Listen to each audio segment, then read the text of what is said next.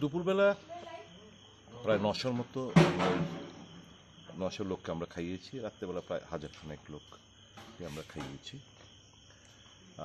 একটা সেক্টরে।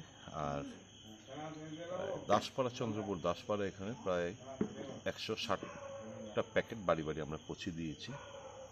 দুধ, বাচ্চাদের জন্য দুধ, পাউরুটি আজকে বিলি বন্টন হয়েছে বিভিন্ন জায়গায়। যারা ক্ষতিগ্রস্ত, যেখান থেকে আমরা খোঁজ নিচ্ছি, যেখানে মানুষের কাছে সঠিকভাবে খাবার দাবার পৌঁছচ্ছে না, সেখানে আমরা পৌঁছে দেওয়ার চেষ্টা করছি। কতজন আছে আপনার এলাকায় এখনো পর্যন্ত শরণার্থী শিবিরে? প্রচুর। এখন তো ধরুন জলের কিছুটা কমেছে, কিন্তু মানুষের বাড়িঘরের অবস্থা তো বেহাল অবস্থা। এই রিলিফ ক্যাম্পে থেকে বাড়িঘর কিছুটা পরিষ্কার করার চেষ্টা হচ্ছে। কাদা, মাটি, বিছানা, তোষক, পাটি সমস্ত একাকার হয়ে গেছে। বহুদিন লাগবে, চট করে যে বাড়ি চলে যাবে সেটা ভাবলে ভুল হবে।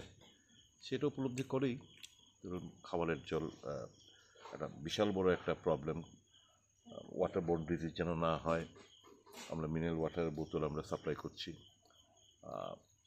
খাবারের সাথে সাথে। তো যতটুকু আপনার চেষ্টা করে যাচ্ছি মানুষকে কিছুটা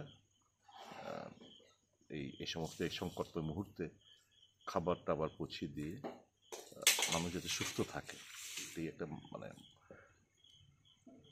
এটা পূর্ণ কাজে হাত লাগিয়েছি।